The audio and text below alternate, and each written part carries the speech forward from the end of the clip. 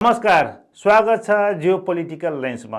नेपालमा गत फागुन 21 गते सम्पन्न भएको प्रतिनिधि सभाको निर्वाचनको परिणामले भारतलाई खुसी बनाएको थियो।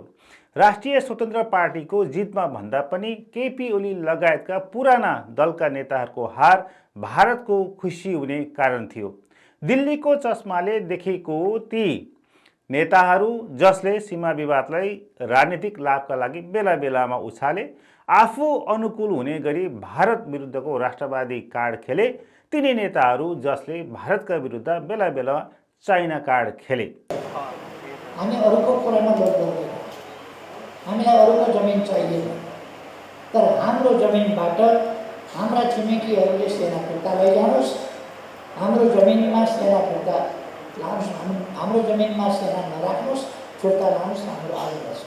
लिपुलेक, लिम्पियाधुरा र काला पानी समेटेर जारी गरिएको नेपालको नयाँ नक्सा संसदबाट पास गरे। झन्डै 2/3 नजिकको बहुमत सहितको राष्ट्रिय स्वतन्त्र पार्टी नेतृत्वको सरकारसँग नयाँ ढङ्गबाट नेपाल भारत सम्बन्ध अघि बढ्नेमा भारत आशावादी थियो। त्यसैले भारतीय प्रधानमन्त्री नरेन्द्र मोदीले निर्वाचनको अन्तिम परिणाम सार्वजनिक हुनासाथ चैत्र 1 गते टेलिफोन मार्फत राष्ट्रिय स्वतन्त्र पार्टीका सभापति रवि लामिछाने र वरिष्ठ नेता बालेन्द्र शाहलाई बधाई दिएका थिए। त्यति मात्र होइन, बालेन्द्र शाहले प्रधानमन्त्रीको शपथ ग्रहण गर्नासाथ मोदीले सामाजिक सञ्जाल एक्स मार्फत बधाई दिएका थिए। उनको बधाई सन्देशमा प्रधानमन्त्री मोदीले दुई देशका जनताका आपसी हितका लागि नेपाल र भारत बीचको मित्रता र सहयोगलाई अझ नयाँ उचाइमा पुर्याउन नेपालका प्रधानमन्त्रीसँग निकट रहेर काम गर्ने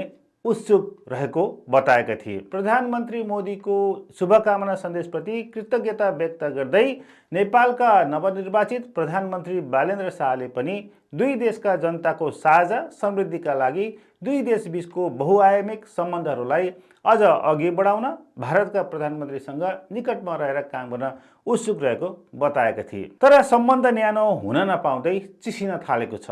नेपाल भारत सम्बन्धको उडानले टर्बुलेन्सको बलियो झट्का महसुस गरिसकेको छ। बालेन्द्र शाह नेतृत्वको सरकार सीमा विवाद र भू राजनीतिक चलखेलको झमेलामा फस्नभन्दा दुई छिमेकीलाई विश्वासमा लिएर आर्थिक विकास गर्ने र आन्तरिक सुशासनमा जोड दिन चाहन्छ। उता भारत पनि सीमा विवाद नचर्काई नेपालको मन भारतमा फर्काउन चाहन्छ। गत अप्रिल 19 गते नेपाल सरकारले भारतबाट खरिद गरेर ल्याइने 100 रुपियाँ भन्दा बढीको सामानमा भन्सार शुल्क लिने निर्णय गर्यो र त्यसलाई व्यवहारिक रूपमा कडाइका साथ लागू पनि गर्यो। राजस्व चुहाट रोक्न, भारतीय बजारमाथिको अत्याधिक परनिर्भरता हटाउन र नेपालको स्थानीय बजारलाई जोगाउने अभिप्रायले सरकारले चालेको त्यो कदमले पनि भारतमा ठुलै हल्ला मचायो। मूलधारका भारतीय सञ्चार माध्यम र सामाजिक सञ्जाल प्रयोगकर्ताले नेपालको कदमलाई इकोनोमिक नेसनलिजमको संज्ञा दिए।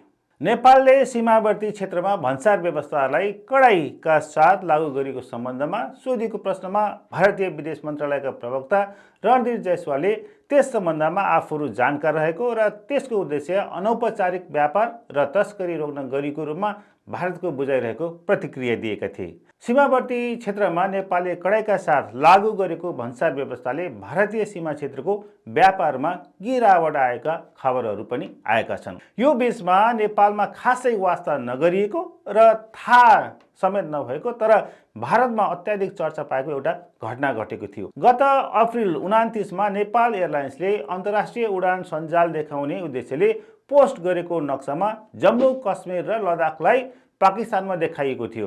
गल्तीका कारण उक्त नक्सा पोस्ट भएको भन्दै नेपाल एयरलाइन्सले माफी माग्दै उक्त पोस्ट पनि हटायो। तर भारतमा त्यो पोस्टको स्क्रिनशट सेयर गर्दै बाइकट नेपाल एयरलाइन्सको ह्यासट्याग क्याम्पेन सामाजिक सञ्जालमा ट्रेन्डिङमा चल्यो।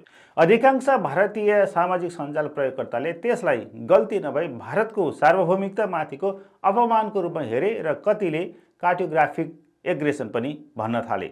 नेपालका परराष्ट्र मन्त्री शिशिर खनाल र भारतीय विदेश मन्त्री एस जयशंकर बीच मौरिससमा भएको सहमति अनुसार भारतीय विदेश सचिव विक्रम मिश्रीले मे 11 देखि 12, 2026 मा नेपालको भ्रमण गर्ने तय भएको थियो। जसको मुख्य उद्देश्य नयाँ सरकारको प्राथमिकता बुझ्नु र प्रधानमन्त्री बालेन्द्र शाहलाई भारत भ्रमणको निम्तो दिनु थियो।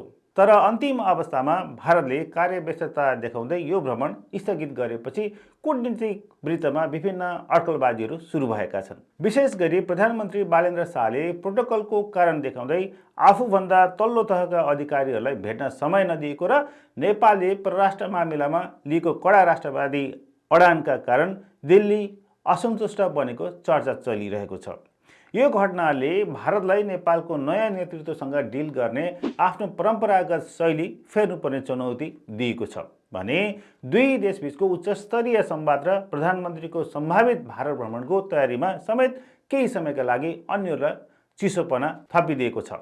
यसैबीच मे 1, 2026मा भारत सरकारले यस वर्षको कैलाश मानसरोवर यात्राको लागि लिपुलेख मार्ग प्रयोग गर्ने औपचारिक घोषणा गरेपछि नेपाल र भारतबीच पुनः कूटनीतिक तनाव उत्पन्न भयो। भारत र चीनबीच लिपुलेख पासबाट 1000 तीर्थयात्रीहरू यात्रा गर्न सक्ने सहमति भए लगतै नेपाल सरकारले मे 3, 2026मा भारत र चीन दुवैलाई छुट्टा छुट्टै कूटनीतिक नोट पठायो। उक्त नोटमा आफ्नो सार्वभौम भूभागमा नेपालको सहमति बिना कुनै पनि गतिविधि नगर्न भनिएको थियो। नेपालको कूटनीतिक नोटको प्रतिक्रिया दिँदै भारतीय विदेश मन्त्रालयले नेपालको दाबीलाई आधारहीन र अस्वीकार्य भन्दै लिपुलेख क्षेत्र ऐतिहासिक रूपमै आफ्नो नियन्त्रणमा रहेको र सन् 1954 देखि नै प्रयोगमा आएको तर्क अघि सार्यो। विदेश सचिव स्तरको भ्रमण स्थगित भएर उब्जेको कूटनीतिक गतिरोधलाई चिर्न भारतीय विदेश मन्त्री एस जयशंकर आफै नेपाल भ्रमण गर्ने चर्चा चलेको छ र सम्भवतः उनको भ्रमण मेको अन्तिम हप्ता या जुनको पहिलो सातामा हुनेछ। यो भ्रमणलाई दिल्लीले नेपालको नयाँ नेतृत्वसँग सिधा राजनीतिक संवाद गर्ने अवसरका रूपमा लिएको छ। यो भ्रमणमा विदेश मन्त्री एस जयशंकरले आगामी जुलाई 29मा भारतमा हुन गइरहेको अन्तर्राष्ट्रिय बाघ सम्मेलनमा विशेष अतिथिका रूपमा भाग लिनको लागि नेपालका प्रधानमन्त्री बालेन्द्र शाहलाई निमन्त्रणा गर्ने अनुमान गरिएको छ। भारतले यो सम्मेलनलाई केवल वातावरणीय मुद्दामा मात्र सीमित नराखी नेपाल भारत बीचमा चिसिएको द्विपक्षीय सम्बन्धलाई न्यानो बनाउन एउटा सफ्ट डिप्लोमेसीको रूपमा प्रयोग गर्ने सम्भावना देखिएको छ। दक्षिण एसियामा चीनको प्रभावलाई रोक्न भारतले आफ्नो परम्परागत शैलीको बिग ब्रदर शैलीलाई त्यागेर छिमेकीहरूसँग सतर्कता सहितको प्राग्मेटिक डिप्लोमेसी अवलम्बन गर्न थालेको देखिन्छ। बालेन्द्र शाह नेतृत्वको सरकार चीन मैत्री हुने कुरामा भारत चिन्तित छैन, तर उग्र राष्ट्रवादको अडानले सम्बन्ध कतै बिग्रन सक्ने त होइन भन्ने कुरामा भने भारत सजग छ। अब नेपालमा बालेन्द्र शाह नेतृत्वको सरकारले एस जयशंकरको भ्रमणलाई कसरी लिन्छ र विशेष गरी आफ्नो राष्ट्रिय मुद्दाहरूमा अडान चाहिँ राख्नै पर्छ, तर कूटनीतिक मामलामा हामी जस्तो देशले लचकता भने अपनाउनु पर्छ। बाहिर चर्चामा आए जस्तै आफ्नो समकक्षी बाहेकका अन्य कूटनीतिक प्रतिनिधिहरूसँग नभेट्ने भनी अहिलेको बालेन्द्र सरकारले लिएको अडानलाई यहाँहरू के भन्नुहुन्छ? यो राष्ट्रवादी अडान हो अर्थात् यो कूटनीतिक अराजकता हो? आफ्नो प्रतिक्रिया चाहिँ दिनुहोला। मेरो च्यानललाई सब्स्क्राइब गर्नुभएको छैन भने सब्स्क्राइब पनि गर्नुहोला र यो भिडियो मन परेमा लाइक बटन थिचेर सेयर पनि गरिदिनु होला। हस्त नमस्कार।